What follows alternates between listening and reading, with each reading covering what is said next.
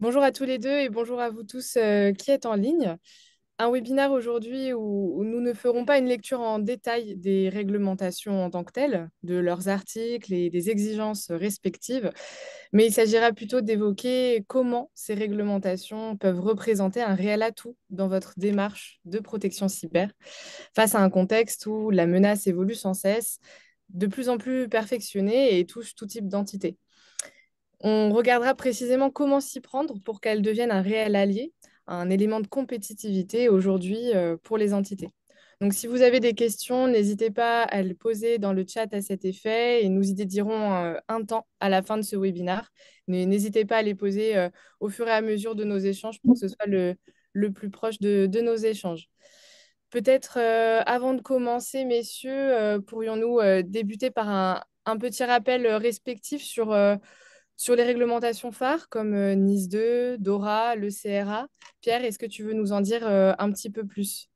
Oui, je vais vous en dire un petit peu plus. Bonjour à tous. Donc effectivement, comme le disait Clara, nous, la première partie, on voulait la passer un peu de temps sur ce qu'on appelait les similitudes, c'est-à-dire qu'on ne va pas faire un deep dive sur ces trois directives-là, sur ces trois réglementations-là. L'objectif, il était de vous en faire une lecture je veux dire, fonctionnelle de ce qui est attendu euh, sur chacune d'elles, et puis finalement observer qu'il y a quand même des grosses similitudes entre ces trois-là. DORA, donc Digital Operational Resilience Act, donc, qui est une directive qui est beaucoup plus orientée sur le secteur de la finance. Et je vous ai partagé ici un petit camembert qui a été fait par Wavestone qui, à mon sens, est très très bien. Et puis vous verrez, j'ai repris la même approche pour les autres, qui permet d'avoir une bonne vision globale sur ce qui est attendu sur chacune des directives, des réglementations. Et ce qu'on observe, c'est que finalement, quand on va parcourir ce camembert-là sur Dora, eh ben, il y a des grosses problématiques liées à la visibilité, liées à la détection, liées à la remédiation. C'est-à-dire que, il y a un précepte qui est assez logique, c'est je ne peux protéger que ce que je vois. Donc il y a cette première problématique d'être capable de lister, de cartographier, de faire de l'asset management, notamment les articles 1, 7, 8 qui sont présents dans Dora.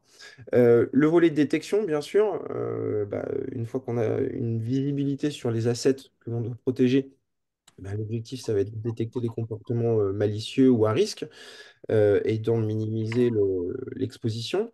Et puis enfin, naturellement, la remédiation. Donc là, on est vraiment dans une orchestration de la réponse. Ce qui est important de prendre en considération aussi, notamment vis-à-vis de Dora, et c'est quelque chose qu'on va retrouver également sur NIS 2, tierce partie. C'est-à-dire qu'on on rentre dans une phase où globalement, les réglementations et leurs évolutions, parce que tout à l'heure on va voir NIS 2, mais il y a bien eu un NIS 1 avant, vont essayer diffuser des bonnes pratiques plus largement, plus largement sur une même organisation pour aller sur des périmètres IT beaucoup plus vastes, ou alors même tierce partie. Donc là, c'est même sur de la sous-traitance, c'est arriver à harmoniser d'un point de vue européen et sur toute la chaîne de valeur de production des bonnes pratiques de sécurité. Si je passe très rapidement au niveau du CRA, du CRA, Cyber Resilience Act, eh ben, on va retrouver également la visibilité, la remédiation. Alors, pour mémoire, le Cyber Resilience Act, les gens l'associent beaucoup plus rapidement et simplement, je vais dire, au niveau cyber qui est lié au développement de produits IT. Donc, on imagine très vite l'IoT, etc. Mais pas que. Il y a aussi quand même des éléments qui vont être liés au software development dessus. Donc ça, c'est aussi à prendre en considération. Et puis, une nouvelle fois, on retrouve la visibilité, visibilité des vulnérabilités et la remédiation avec le patch management. Donc il y a toujours ces deux problématiques-là qui reviennent. Et puis enfin, assez rapidement, enfin rapidement parce on va le détailler par la suite, sur NIS 2, et ben là on retrouve les quatre piliers selon moi qui sont la visibilité, la détection, l'analyse, la remédiation. Donc on est dans une période où la directive, enfin, je préfère le rappeler pour qu'on soit tous bien clairs là-dessus, la directive européenne, je vais dire, est claire, et nous sommes, d'un point de vue national en France, dans l'attente d'une déclinaison par l'ANSSI de ces directives-là, en termes d'exigences précises sur ce que les entreprises soumises à NIS 2 ou qui se seront identifiées, parce que c'est aussi une des particularité de Nice 2 par rapport à Nice 1, c'est qu'il n'y a pas de, c'est de l'auto-désignation, c'est-à-dire que les entreprises et l'ANSSI à ce titre-là a mis à disposition un petit sondage pour savoir si vous êtes soumis ou pas à Nice 2. Donc j'encourage tout le monde à aller faire un tour là-dessus. C'est déjà la première étape selon moi. Mais c'est bien de l'autodéclaration, donc faites cet effort-là. Et puis derrière, ben, on va retrouver une nouvelle fois sur Nice 2 les problématiques de visibilité, de détection, d'analyse et de remédiation à coup sûr. C'est-à-dire que là, j'ai fait quelques paris, mais je pense pas trop me tromper dans la mesure où on est aussi également, nous, acteurs historiques, sur Nice 1, impliqués et questionnés sur la déclinaison, etc. Donc on voit globalement tous ces piliers-là arriver, tous ces éléments-là arriver à travers Nice 2. Donc si on résume, bah, finalement, à travers ces trois réglementations-là, ces trois directives-là, on va retrouver trois grosses problématiques qu'on va détailler avec Yann par la suite, qui sont la visibilité de mes assets, c'est-à-dire qu'est-ce que j'ai sur mon réseau et qu'est-ce que j'ai à protéger dans sa globalité. C'est pas uniquement rester sur un monde de IT, c'est aussi de l'OT, c'est des utilisateurs qui, entre guillemets, font partie de mon entreprise, comme des utilisateurs externes, des API, etc. La détection des menaces de tous bords, des menaces qui me ciblent directement ou qui m'arrivent par de la supply chain ou par des partenaires, etc. L'analyse de ces menaces-là, c'est être capable de savoir ce qui se passe, qu'est-ce qui est déviant, pourquoi et comment, pour remonter jusqu'au patient zéro et minimiser au maximum les impacts d'une cyberattaque. Et enfin, bah, la remédiation, parce que minimiser, c'est aussi prendre des décisions de remédiation au niveau d'un certain nombre d'équipements. Voilà. Donc, je ne voulais pas une nouvelle fois rentrer dans le détail des directives. Je ne suis pas un expert de l'ensemble de ces directives-là, de leurs déclinaisons qui sont encore en attente concernant NIS 2. Mais je voulais revenir voilà, sur ces similitudes parce que finalement, premier élément important à retenir, c'est que si on garde en tête ces quatre piliers-là, visibilité, détection, analyse, remédiation, dans la stratégie et dans la méthode que vous aurez pour vous mettre en conformité, et ben, finalement, avec des outils, des approches similaires, vous allez pouvoir implicitement, très rapidement, monter en compétence, monter en compliance sur ces trois réglementations. Donc ça, c'est le premier important qui est un point important pour moi. Yann, c'est ce que tu identifies toi aussi de ton côté comme principaux domaines d'exigence vis-à-vis de ces réglementations-là, ces piliers communs? Oui, tout à fait. C'est vraiment les points communs qu'on va retrouver à toutes je dirais, ces déclinaisons finalement de la même logique, hein, qui est quelque part dans un contexte géopolitique qui est tendu, dans les difficultés auxquelles font face les entreprises en termes de cybersécurité, ben, c'est la volonté des autorités d'amener une prise de conscience et à une mise à niveau des capacités, je dirais, défensives des entreprises. C'est vraiment, à mon sens, ce qui guide en fait ces réglementations. L'idée, bah, c'est d'arrêter, je dirais, le comportement d'autruche, hein. On arrête de mettre la tête dans le sable en espérant que tout va bien se passer. Non, non, on se retrouve ses manches. Et puis, on va regarder, on va commencer par comprendre bah, comment est mon système d'information, de quoi est-il constitué, quels sont mes actifs, quels sont les différents flux, quelles en sont la cartographie. Tout ça dans une logique finalement bah, de détecter les menaces, hein. On est bien conscient que de toute façon, il n'y a pas de défense parfaite. Et donc, on peut partir du principe que une menace va passer. Maintenant, le facteur temps a un rôle clé. Plus tôt on arrive à détecter une menace, mieux on arrive, je dirais, à la contrer et à minimiser les dégâts. Voilà. Donc, c'est vraiment cette idée, ce focus qui est donné par ces différentes réglementations pour que les entreprises, les différents acteurs, aussi les acteurs du public, euh, améliorent leur jeu, entre guillemets, par rapport à ces éléments. Voilà. Donc finalement, ce sont des réglementations qui sont en soi indépendantes, mais pas si différentes les unes des autres, entre guillemets. Pierre, si je Oui, comprends le message que tu veux nous... ce qui est intéressant, et on n'a pas parlé de l'IA qui va arriver, mais c'est vrai que l'avantage de les avoir séparés comme ça, c'est que ça permet, entre guillemets, d'avancer vite déjà d'un point de vue législatif, d'harmoniser au niveau européen, parce qu'on sait que c'est toujours un petit peu compliqué d'avancer à ces niveaux-là. Donc d'avoir comme ça découpé DORA, CRA, NIS 2, au moins les messages sont clairs. Chacune des réglementations, c'est aussi un point important, je disais que je ne voulais pas rentrer dedans, mais vont avoir une temporalité un petit peu différente. Malgré tout, voilà, il y a une vraie cohérence commune, des vraies ambitions communes, que le nom soit Dora, CRA, Nice 2, sur la volonté voilà, d'harmoniser, je pense que Yann l'a très bien dit, et de diffuser au niveau européen, au niveau même chaîne de production, une nouvelle fois, chaîne de productivité, les bonnes pratiques. On sait que aujourd'hui, voilà, il y a un volume tel de menaces, d'attaques, etc., que c'est compliqué. Donc là, voilà, c'est de monter en compétence tous ensemble et de monter notre niveau de jeu, si je peux m'exprimer ainsi, vis-à-vis de l'ensemble des menaces. Donc finalement, des réglementations qui peuvent être traitées communément en s'appuyant notamment sur l'analyse des flux réseau. Pourquoi, Yann, favoriser une approche par le réseau? Est-ce qu'il y a des avantages particuliers par rapport à des solutions périmétriques, je dirais, un peu plus traditionnelles par rapport à cette analyse, cette approche par les flux réseau? Oui, oui, tout à fait. Le réseau, c'est vraiment l'épine dorsale de la structure informatique. Et puis, de là découlent en fait toutes les problématiques de sécurité, c'est-à-dire qu'un acteur malveillant, même si, entre guillemets, il peut rentrer au sein du SI par une clé USB qui serait vérolée, à un moment donné, il va devoir sortir, il va devoir contacter un command and control, il va devoir recevoir des instructions. Tout ça, finalement, va emprunter le réseau. Donc, le réseau est, je dirais, l'endroit parfait où positionner une caméra de sécurité hein, pour voir ce qui s'y passe et éventuellement détecter les comportements déviants et malveillants. Et au-delà de ça, le réseau a je dirais, une particularité très intéressante, c'est qu'il est immutable.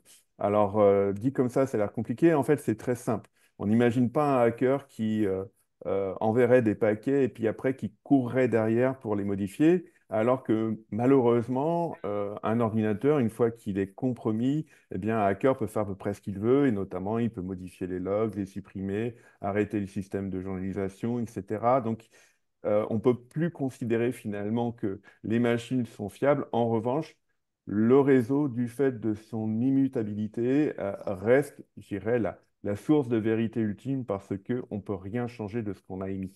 Et ça, c'est vraiment une caractéristique qui est primordiale et qui, à mon sens, explique, hein, avec le fait que le réseau a une certaine ubiquité, le focus donné sur l'approche réseau. Et c'est le principe même de NIS 2, hein, c'est la sécurité du réseau. Et tu parlais tout à l'heure, Clara, effectivement, des périmètres historiques. On voit que les entreprises, malheureusement, je dirais la frontière entre l'extérieur et l'intérieur de l'entreprise, c'est une notion qui devient de plus en plus poreuse. On a de l'informatique embarquée, on a de l'informatique historique, on a de l'informatique industrielle, on a des environnements de virtualisation et puis on a aussi le cloud. Et donc, comment peut-on arriver globalement à définir où se trouve le périmètre de l'entreprise, bah, c'est finalement où se trouve la richesse informationnelle de l'entreprise, hein. La digitalisation des échanges est effectivement croissante et donc c'est très compliqué de déterminer finalement quel est ce périmètre. Donc juste avoir, entre guillemets, un pare-feu et deux, trois autres équipements en périmétrie ne suffisent pas à assurer la sécurité. Il faut être capable de voir en tout point finalement du réseau, en tout point du système d'information d'entreprise, la capacité d'introspection, et y compris même vis-à-vis bah, des tierces parties, puisqu'on est dans un système où on est tous interdépendants, et malheureusement, si un de nos partenaires, si un de nos fournisseurs se fait hacker, eh bien, il faut être en mesure de pouvoir y remédier, de pouvoir sécuriser et sauvegarder sa richesse informationnelle. J'insiste vraiment sur cette notion de richesse informationnelle parce que elle est primordiale et c'est vraiment la cible même des hackers, que ce soit pour des notions, je dirais,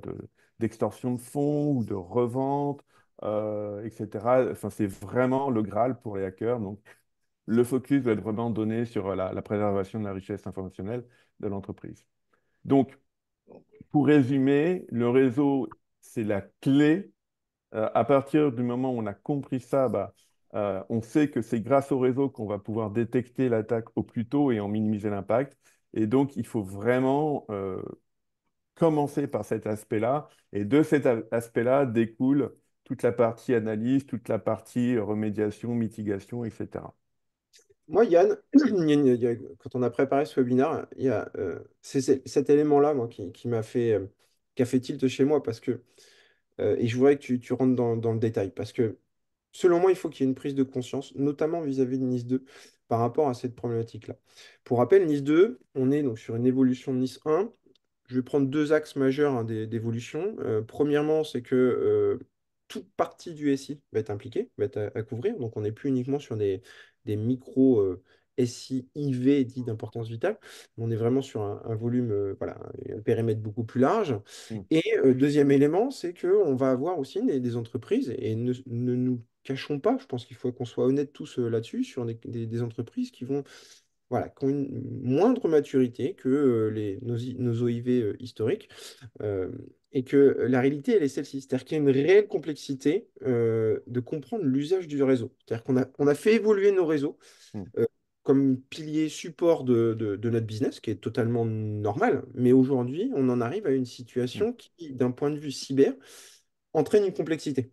Donc, je voulais que tu reviennes là-dessus parce que on voit que, enfin, de parler de notre collaboration, on sait que vous arrivez, et avec vous, on arrive à passer d'une complexité à une visibilité. Et ça, pour moi, c'est primordial, que les gens comprennent bien et qu'on comprenne tous vraiment l'apport et l'intérêt je vais pas dire de faire le ménage, parce que je pense que l'IT va pas changer, mais d'une meilleure compréhension de ce qui se passe chez soi, en fait.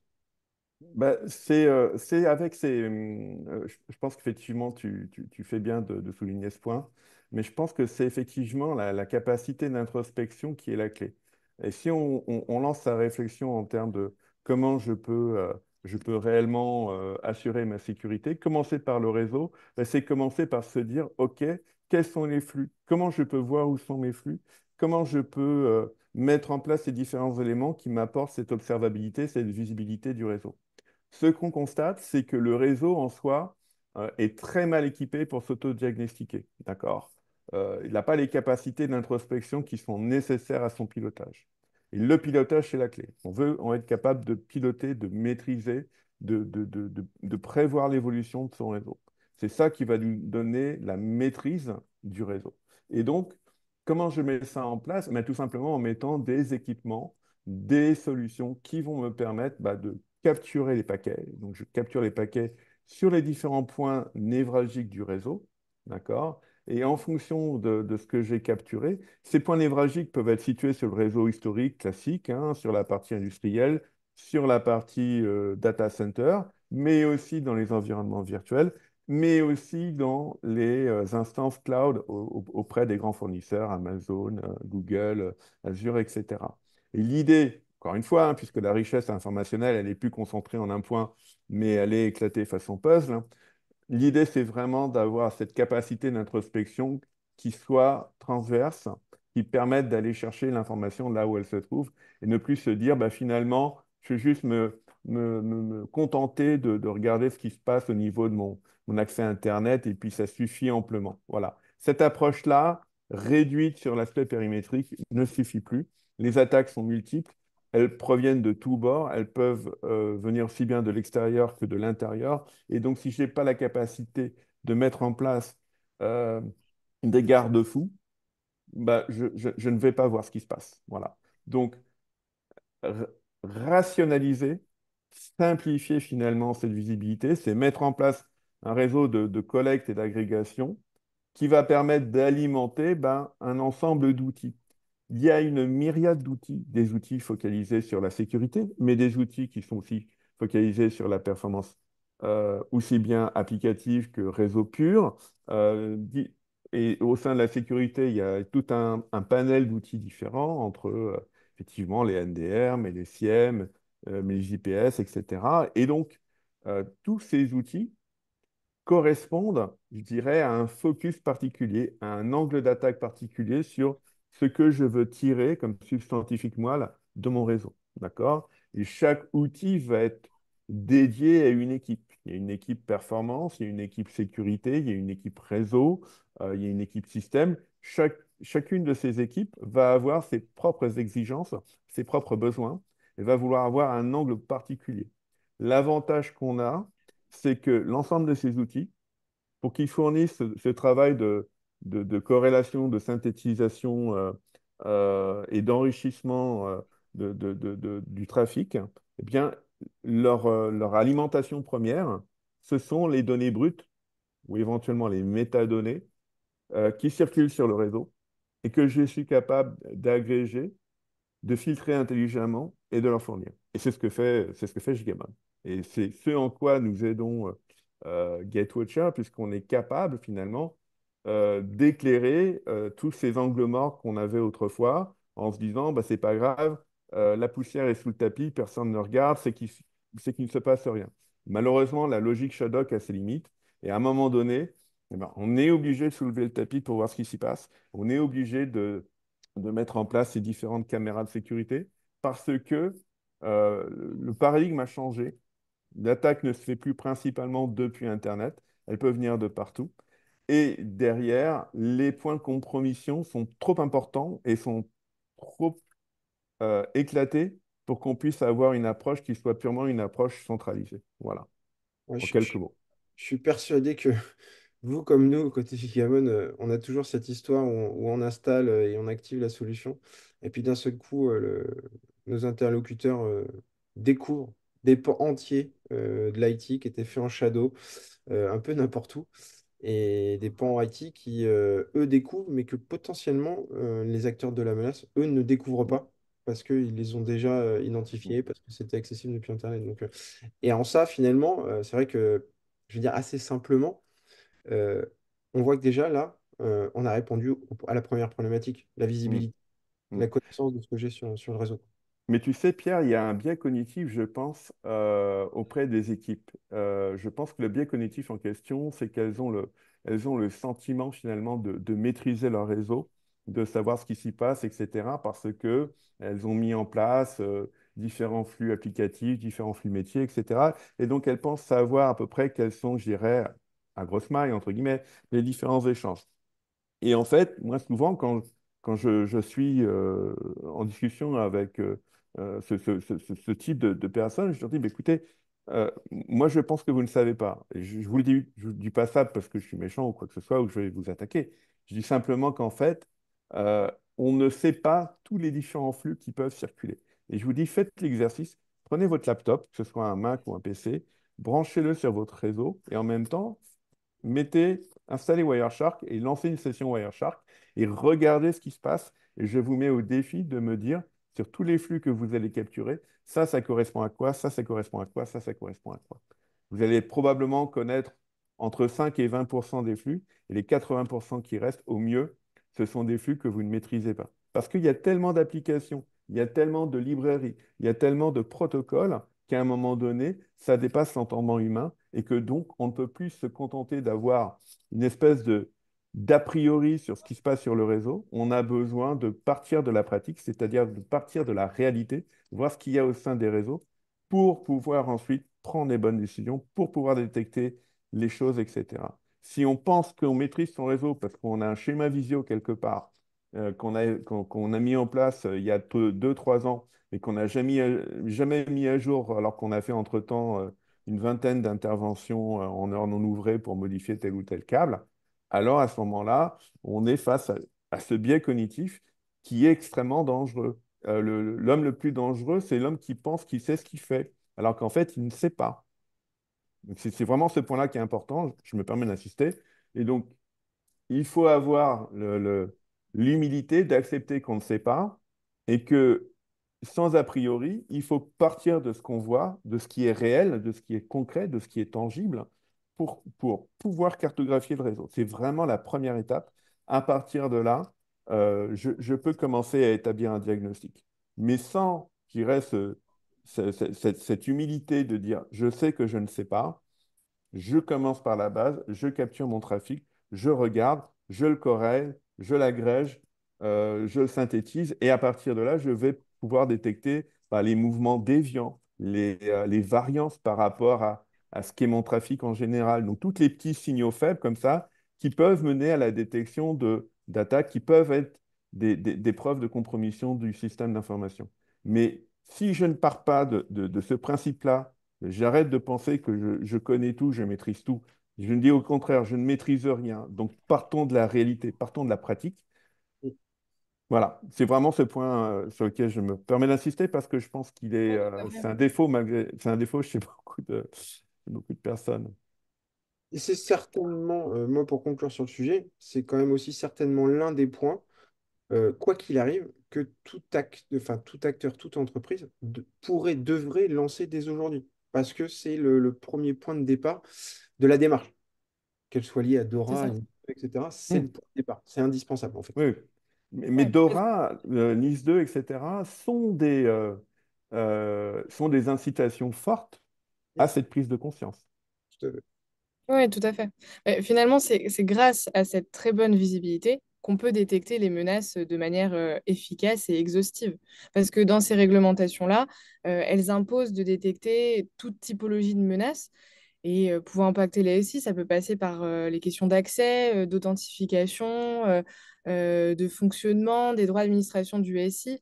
Et au final, on voit il y a énormément de tactiques, de techniques et de procédures qui sont aujourd'hui utilisées par les attaquants. Et vous l'avez dit, justement, par rapport à cette variété de menaces, comment on fait pour pouvoir être exhaustif par rapport à cette menace-là? Je pense aussi enfin, aux menaces qu'on ne voit pas, parce qu'il y a des menaces qu'on ne voit pas, notamment celles qui sont dissimulées via le trafic chiffré ou des menaces inconnues, type zéro day, par exemple. Hmm. Comment on fait pour être totalement exhaustif par rapport à ces menaces-là?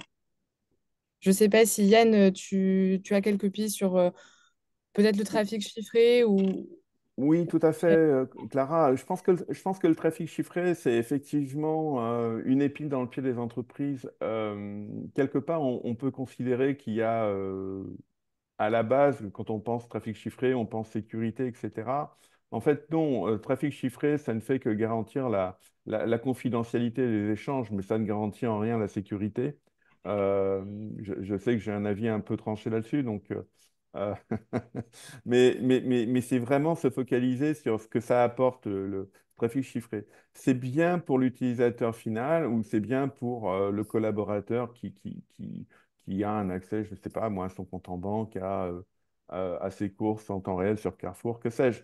Donc, il y a effectivement une justification par rapport à l'existence du système d'information de certains flux qui sont chiffrés. Malheureusement, on sait bien que c'est une épée à double tranchant, puisque c'est aussi une capacité qui est offerte aux hackers bah, d'échapper à la détection, d'accord? De se rendre invisible, de ne pas être détecté par les différents outils traditionnels.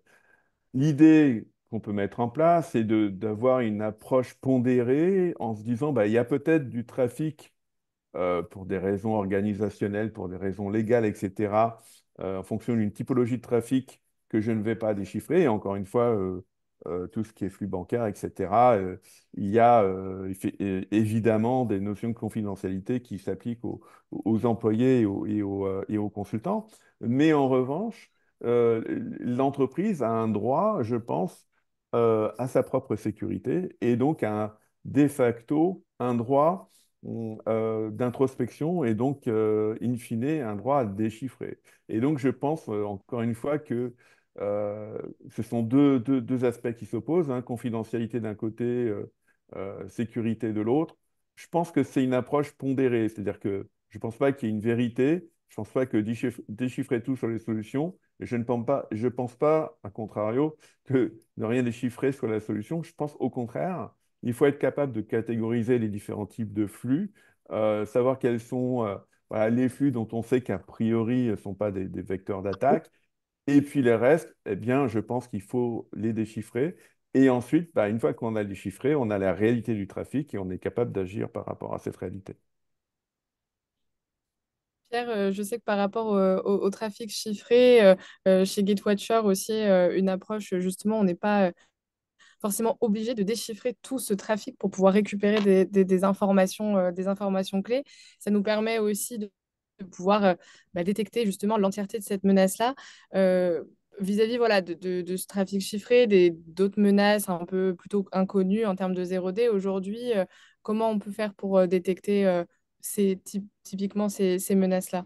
Ouais, mais moi je vais revenir sur déjà au basique. Un peu voir, parce qu'on l'a toujours pas montré quand même, c'était de voir un peu comment Gigamon et les solutions Gatewatcher s'articulent l'une entre elles.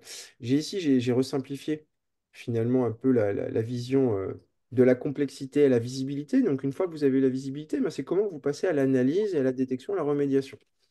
Et finalement, vous arrivez à une combinaison gagnante hein, de catégorisation de, d'identification des flux que nous, on va pouvoir traiter au niveau de différents composants. Donc, on va appeler le sensor, donc un canon de GCAP chez nous. Donc, c'est vraiment une sonde réseau qui va avoir déjà un premier niveau d'analyse, qui va également transmettre euh, partie du flux au niveau du manager qui, lui, va implémenter des solutions de détection beaucoup plus complexes, qui va être enrichi également par de la CTI, donc de renseignement cyber. Et puis tout ça va pouvoir également s'interfacer avec un écosystème existant pour adresser, je veux dire, globalement la remédiation comme la détection, hein, parce que, on va également pouvoir aller interroger des EDR, des firewalls pour voir comment ils sont configurés, faire voilà, des détections bidirectionnel, que ce soit les utilisateurs, donc les assets, vos données, qu'elles soient dans le cloud, en legacy, etc. Donc voilà, c'était pour donner une vision d'ensemble. Maintenant, pour revenir sur ta réponse, sur ta question, pardon, Clara, effectivement, côté Gatewatcher, on a l'habitude de dire packet don't lie, donc je reviens sur le propos de Yann auparavant, c'est-à-dire qu'effectivement, il y a cette immuabilité du trafic réseau, donc pas de corruption possible. Et puis, moi, il y a un deuxième mythe, je vais en profiter aujourd'hui un peu un peu pour briser ce mythe-là. On a l'habitude de dire l'attaquant a besoin que d'une seule réussite, d'un seul succès pour s'introduire dans une entreprise, alors que la défense doit être bonne tous les jours. Dans la réalité des faits, si on veut être un peu plus précis que ça, l'attaquant, c'est pas un seul succès. Euh, il doit passer par tout un tas d'étapes, qu'on va appeler donc la kill chain dans le jargon, mais à chacune de ces étapes-là, il va avoir une interaction sur un élément de votre réseau, de votre infrastructure, que ce soit d'un point de vue compte utilisateur, que ce soit d'un point de vue exécution sur une machine, etc. Et grâce aux capacités d'analyse d'un NDR comme celui de Gatewatcher, euh, eh bien, vous allez avoir l'opportunité, la possibilité de détecter ces différents signaux faibles et puis en les corrélant ou en arrivant à les lier avec une analyse fine et complémentaire, potentiellement avec d'autres solutions de l'écosystème, vous allez arriver à détecter ces activités-là au plus tôt. Et on a une autre particularité, une seconde particularité chez GetWatcher, c'est que notre approche se veut combinée en termes de détection. C'est-à-dire que j'ai reproduit, je vous ai indiqué au-dessus, nos différents moteurs de détection. Et vous voyez qu'on utilise différentes technologies de détection, techniques de détection. Parce que on identifie en amont quelles sont les techniques tactiques récurrentes qu'on voit chez nos clients, qu'on voit utiliser au travers des POC, au travers des différentes renseignements cyber que l'on capture. Et on développe des moteurs qui vont être le plus, je vais dire, agnostique, donc le plus large scope de détection pour pouvoir détecter au plus tôt. Donc ça, c'est important parce que moi, j'ai envie de vous dire, quand vous entendez parler d'un ransomware, c'est qu'il est déjà trop tard, en fait. L'attaquant, ça fait déjà potentiellement plusieurs heures, plusieurs jours, plusieurs mois qu'il est déjà introduit dans l'infrastructure et qu'il aurait dû être déjà détecté. Donc nous, voilà, on travaille dans ce sens-là. Et troisième pilier important des travaux qu'on mène, nous, chez Gatewatcher et des moteurs de détection que l'on fournit, aujourd'hui, nos moteurs de détection, et notamment, j'en ai un en tête qui s'appelle Beacon Detect, que vous avez juste ici, est un moteur de détection qui fonctionne sur du flux chiffré. C'est-à-dire que, je ne vais pas rentrer dans le détail du fonctionnement, mais dans le principe, ce moteur de détection-là va détecter ce qu'on appelle le beaconing, donc en fait une session qui va rester ouverte entre une machine infectée sur le réseau et un serveur de contrôle qui serait sur Internet piloté par un acteur de la menace. Et ce beaconing-là, en fait, l'attaquant va pouvoir, pour passer inaperçu, ajouter de l'aging, donc ajouter euh, différentes temporalités dans le ping, c'est pas quelque chose qui est régulier, va ajouter ou va le faire passer dans des tunnels sécurisés, comme disait tout à l'heure Yann, hein, les acteurs de la menace utilisent aussi ces capacités de chiffrement, donc ils vont pas s'en priver, c'est certain. Et puis, il va essayer aussi de masquer ça, d'offusquer ça avec du trafic, en générant du trafic légitime, malléable, etc. Et bien, ce moteur-là, nous n'avons pas besoin de déchiffrer le flux réseau. Il est possible de détecter ces beaconings-là et c'est très, très efficace pour détecter notamment je veux dire, en première installation sur les premières heures, premiers jours de déploiement. On observe très très rapidement ces éléments-là parce que c'est du machine learning supervisé, donc il n'y a pas besoin de baselining, donc d'avoir une connaissance sur un mois de comment se comporte votre réseau. Le moteur de détection est immédiatement efficace et détecte directement ces menaces-là. Donc c'est, à mon sens, ça qui est aussi très très important sur le volet détection, analyse, c'est cette capacité. Grâce à l'observabilité et la visibilité des informations, des usages de votre réseau, euh, couplé avec toute l'intégralité de ces moteurs de détection-là, qui vont vous apporter une certitude dans l'analyse, une conviction dans l'analyse, une conviction dans les mesures de remédiation à mettre en place, parce que euh, à travers les métadonnées, Yann l'a évoqué très très rapidement tout à l'heure, mais les métadonnées, vous avez l'intégralité, notamment chez GateWatcher, on met, et puis grâce aux inputs qui nous arrivent des solutions Gigamod, on vous met à disposition et on met à disposition de nos partenaires l'intégralité des informations de celui-là. Donc, on arrive à finalement mettre à disposition, euh, je vais dire, des preuves, des évidences complètes qui permettent de retracer l'historique intégral d'une intrusion. Et ça, je pense que c'est très, très important à prendre en considération parce que, pour conclure, on voit bien que du réseau, on a de la visibilité, on a de l'analyse, la détection de l'analyse et la remédiation avec le reste de l'écosystème qui est souvent en place déjà chez nos clients, que ce soit ne serait-ce que déjà du périmétrique. J'ai une détection, je coupe la session. Whitelist, je blacklist, etc. Et ça peut être fait assez simplement. Donc, Pierre, tu évoques là cette notion de preuve cyber, mais en substance aussi cette notion de temps, du coup, qui est indispensable pour répondre efficacement face aux cyberattaques par les équipes SOC, qui donc, comme tu le disais, doivent avoir des capacités d'analyse qui sont avancées pour que ça fonctionne. Et le réseau, c'est ce que vous disiez un petit peu tous les deux, c'est vraiment une mine d'or au vu du nombre de données qu'il y a. Et si on se met aujourd'hui concrètement dans la peau d'un analyste SOC, là aujourd'hui, Clara, je suis analyste SOC. Euh, comment aujourd'hui, Yann, comment en fait tu pourrais m'apporter en fait les bonnes données et des données pertinentes pour que je puisse traiter ces incidents-là?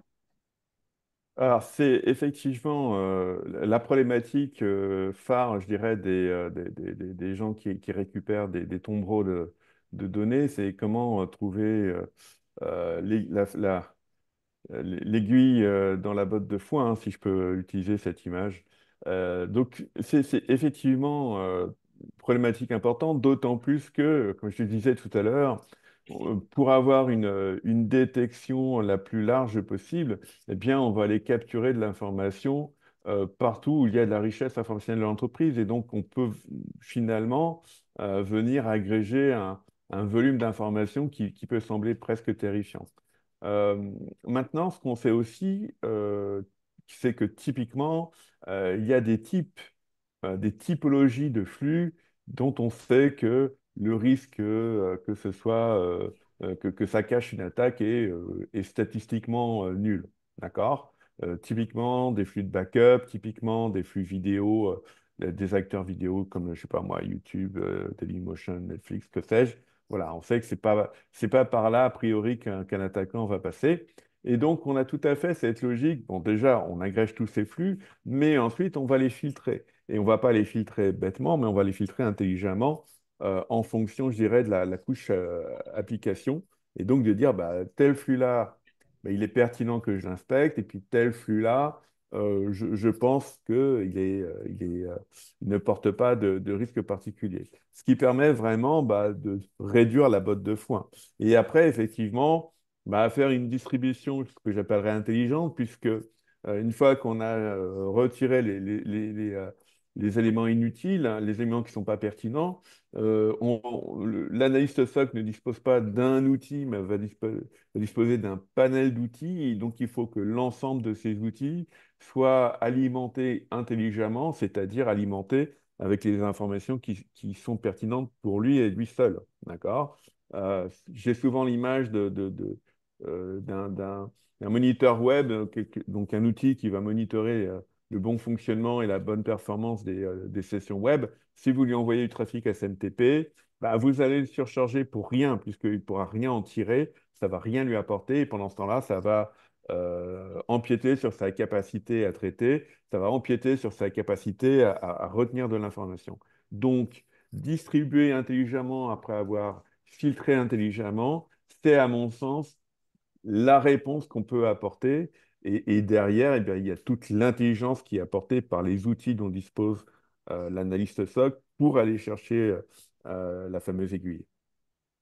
Oui, tout à fait. Et après, il faut que ces données, elles soient aussi accessibles et d'une certaine manière aussi contextualisées, Pierre, pour qu'on puisse après justement engager une réponse qui soit efficace là-dessus. Ouais, c'est ça. Moi, j'étais avec un délégué régional la semaine dernière de l'ANSSI des sujets équivalents. Et j'ai trouvé une de ces remarques qui était intéressante qui était de dire on va passer dans une dynamique où en fait on va trouver ce qu'on ne cherche pas. Et finalement, c'est vrai qu'aujourd'hui, on est dans une approche réactive finalement de la détection, de l'analyse. Alors, on est outillé, etc. Donc, mais on attend que on soit touché ou on attend qu'il y ait un premier signal pour prendre des actions. Et dans la méthode et dans l'approche de dire finalement cette semaine dans une capacité de trouver ce qu'on ne cherche pas, c'est qu'on vient mettre en avant finalement une défense proactive. Une défense proactive, c'est-à-dire être en capacité d'identifier ses faiblesses avant qu'elles ne soient exploitées par un acteur de la menace. Et pour ça, tu as 100% raison, Clara, c'est l'élément de contextualisation qui est hyper important. De savoir, je prendrai juste un exemple, mais et parce on le vit tous régulièrement le vendredi soir, c'est les annonces des CVE. Euh, une CVE, chez les uns, chez les autres, c'est une notation, certes, mais selon comment l'élément en question qui est vulnérable est implémenté, quelles sont les mesures qui ont été faites et prises en amont, etc., forcément, ce score-là doit être complété ou doit prendre en compte la contextualisation. Donc là, et je parle bien déjà uniquement de contextualisation par rapport à vos infrastructures, par rapport à vos problématiques business, par rapport à vos problématiques IT, d'infrastructure, etc. Et en plus, l'élément complémentaire, c'est aussi la contextualisation par rapport au contexte externe, contexte de la menace. Est-ce que cette vulnérabilité est-elle utilisée? Si oui, comment? À quelle fin? Avec quel outillage? Dans quel but? Etc. Donc cette contextualisation, elle est indispensable pour avoir effectivement la compréhension. C'est-à-dire pas j'ai pas c'est pas une question d'avoir l'information, parce que je pense qu'on depuis le début de nos discussions, de notre échange aujourd'hui, j'espère en tout cas qu'on a réussi à vous convaincre que l'information, on est capable de de la fournir, de la mettre à disposition, d'en donner tout le détail, mais d'avoir cette contextualisation on top apporte et démultiplie finalement la valeur, parce que c'est comprendre ce qui se passe, et aller au-delà et anticiper aussi des, voilà, des menaces, et puis revenir sur la problématique que tu évoquais tout à l'heure, hein, Clara, qui est le temps. Le temps. Remédier au plus tôt, le fameux MTTR, Mean Time to Remediate. Donc, c'est vraiment minimiser ce temps-là. Et puis, les Américains ont aussi le dwell time, qui est le temps dans lequel l'attaquant a pu se trouver dans les infrastructures. Donc voilà, c'est une question de temps et à chaque fois, bah, voilà, la démarche, elle est vraiment d'aller de minimiser ce temps de présence, ce temps de détection, ce temps de remédiation pour minimiser les impacts business, tout simplement. Donc en fait, voilà, là avec les deux solutions, à la fois Gigamon et Gatewatcher, j'ai en tant qu'analyste SOC, hein, si je reste dans cet exemple-là, j'ai des données qui sont filtrées, qui me sont données et distribuées intelligemment, elles sont accessibles et donc contextualisées. Et en fait, parce qu'après, in fine, c'est pas le tout de détecter, d'analyser, il faut après répondre. Donc là, c'est vraiment analyser et aussi notifier donc ces menaces aux autorités compétentes parce que ça, c'est un pilier également qu'on retrouve dans DORA, dans NIS 2, avec tout ce processus autour de la déclaration d'incident qui est obligatoire. Donc finalement, ces investigations poussées, elles ne sont pas incompatibles avec une réponse rapide, si je comprends bien. Selon moi, non. Alors, je reviens sur des discussions que moi j'ai pu avoir effectivement avec l'ANSSI sur ce volet, je veux dire, déclaration, notification. Effectivement, notamment dans NIS 2, il y a une temporalité qui a été donnée, en tout cas, ou qui va être donnée certainement sur la méthodologie et les différents remontées à l'ANSSI qui aura à faire. Donc c'est effectivement important parce qu'on parle de 24 heures, 72 heures, moins d'un mois derrière pour apporter les éléments. Alors, j'aime pas le terme dans ce cadre-là de preuve, mais en tout cas, c'est les éléments, les évidences, voilà, les observables, on va dire ça comme ça, vers l'ANSSI, en plus des actions qui ont pu être menées, etc. Et là-dessus, alors j'attire votre attention parce que pour moi, ça, c'est un énorme bénéfice collatéral de ces mesures-là aussi. C'est que soyons bien tous conscients quand même que cette notification-là, certes, elle implique une charge de travail, bien évidemment. De l'incident response, c'est jamais simple, mais il va forcément falloir le faire. Néanmoins, l'aspect pour moi hyper important à retenir là-dedans aussi, c'est que ça permet de faire remonter des preuves au niveau des organes collaborent et qui sont déjà en train de s'harmoniser, et de travailler ensemble au niveau européen, voire au niveau mondial. Et ça, je pense que c'est aussi important. C'est peu souvent dit, mais ça reste une réalité. Et il n'y a qu'à voir l'actualité récente hein, sur les 3-4 derniers mois. On a de plus en plus, et on peut s'en féliciter tous autant que nous sommes, il y a de plus en plus d'annonces d'Europol, Interpol, etc., d'arrestations, de mise au placard, ou en tout cas de coups qui sont donnés aux acteurs de la menace.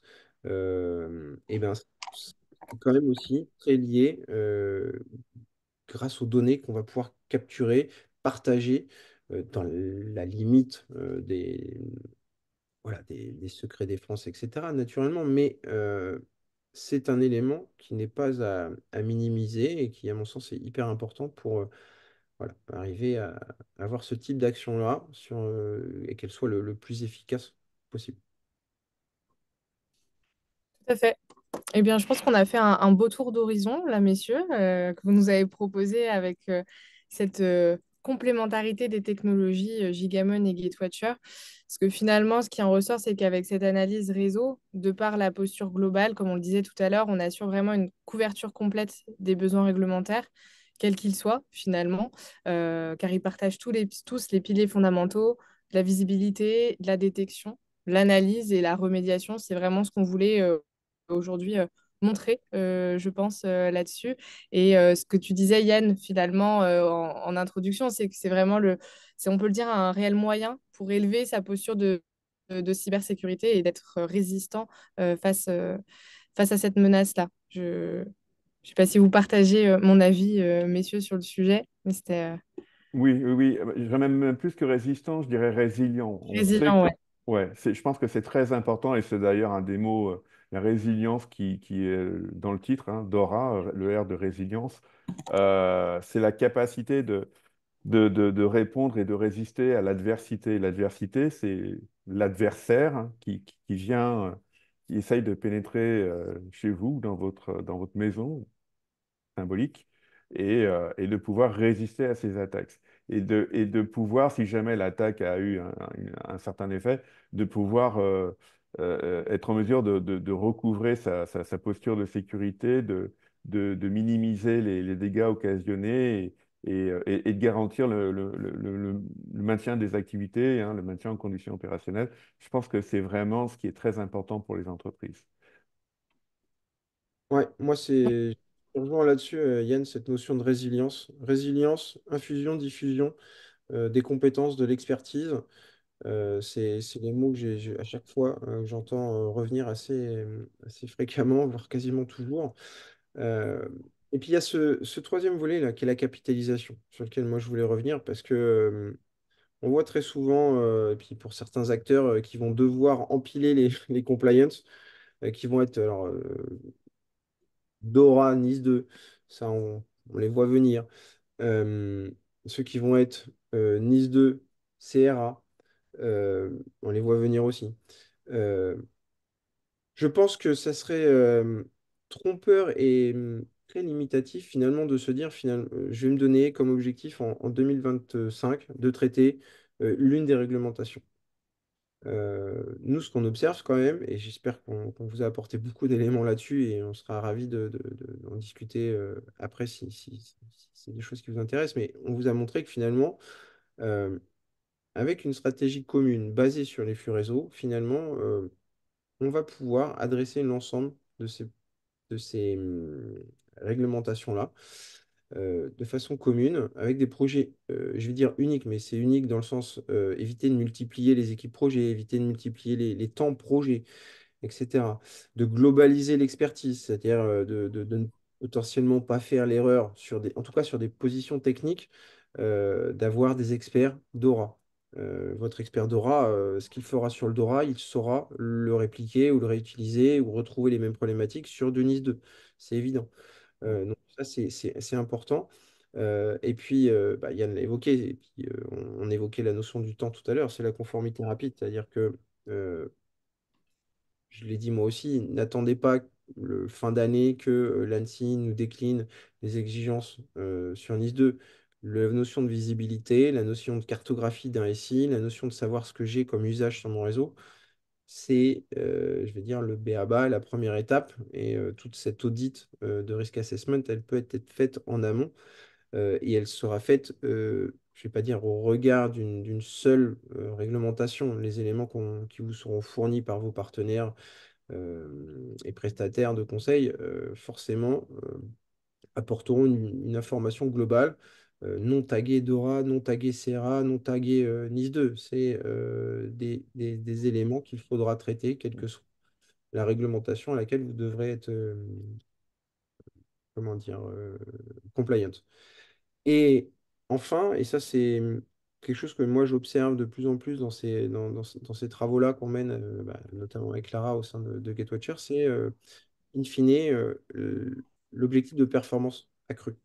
C'est-à-dire que on a des clients qui sont des grandes entreprises françaises, des grands groupes français, qui, pour des questions de sécurité et de continuité d'activité, je ne vais pas dire vont devoir faire le tri dans leurs prestataires, partenaires technologiques, sous-traitants, etc., mais euh, vont au moins devoir les lister et évaluer leurs performances cyber.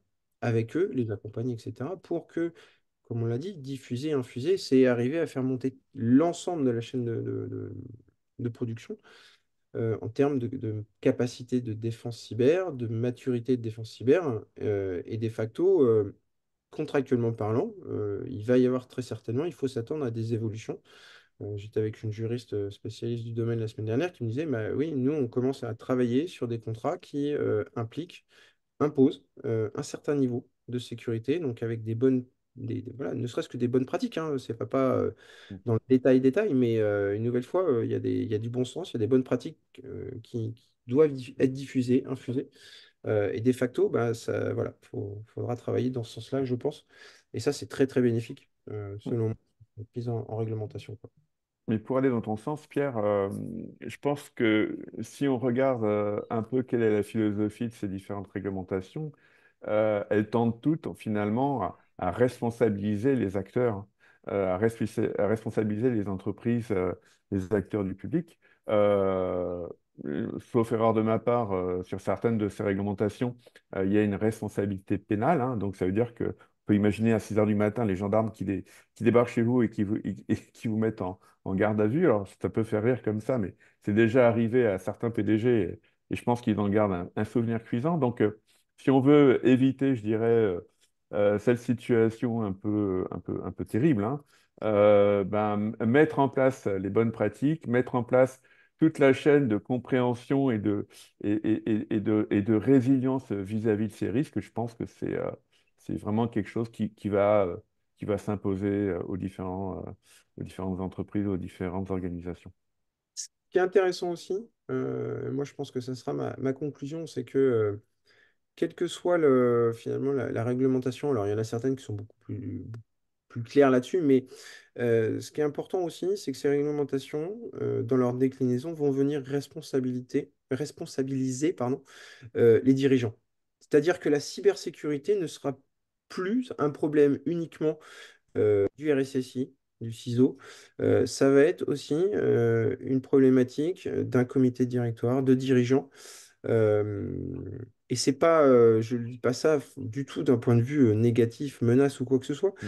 C'est important parce que ça veut dire que nous, dans nos travaux de mise à disposition de l'information, on a tout un travail et la capacité à apporter des éléments agrégés, simplifiés, pour que justement la cybersécurité soit un vrai sujet au niveau de nos dirigeants, sans rentrer dans le détail de la kill chain, etc.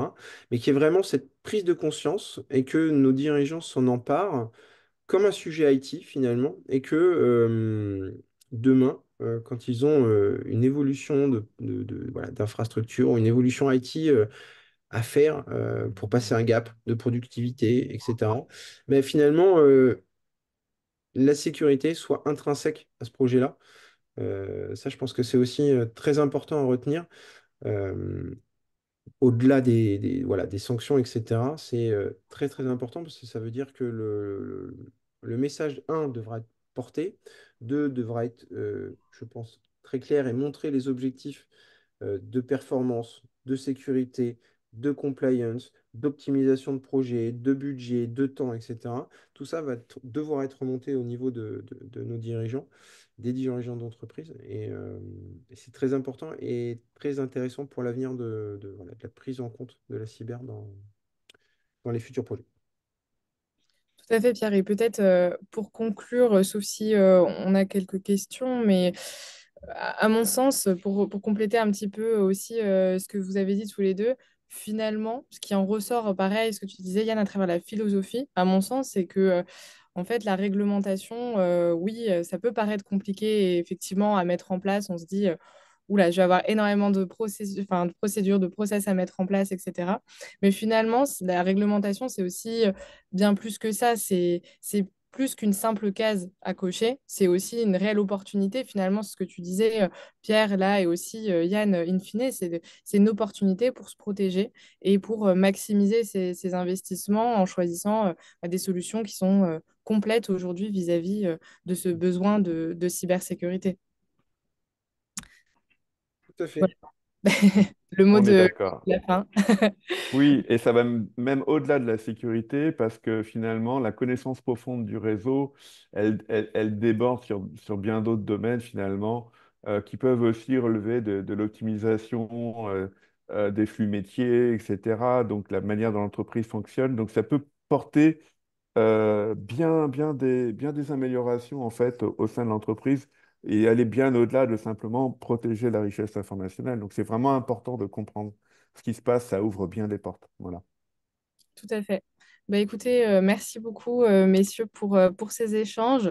Si vous avez des questions, n'hésitez pas à nous contacter pour nous les poser. On y répondra avec plaisir et le plus rapidement possible. Merci encore pour ces échanges et puis on se retrouve très vite. Merci, Merci beaucoup. merci Yann. À Oui, bientôt. à bientôt.